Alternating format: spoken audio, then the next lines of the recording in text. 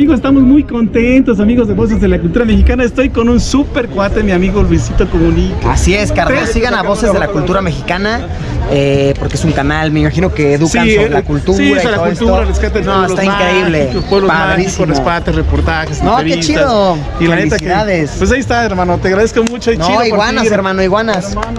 Nos despedimos, bye.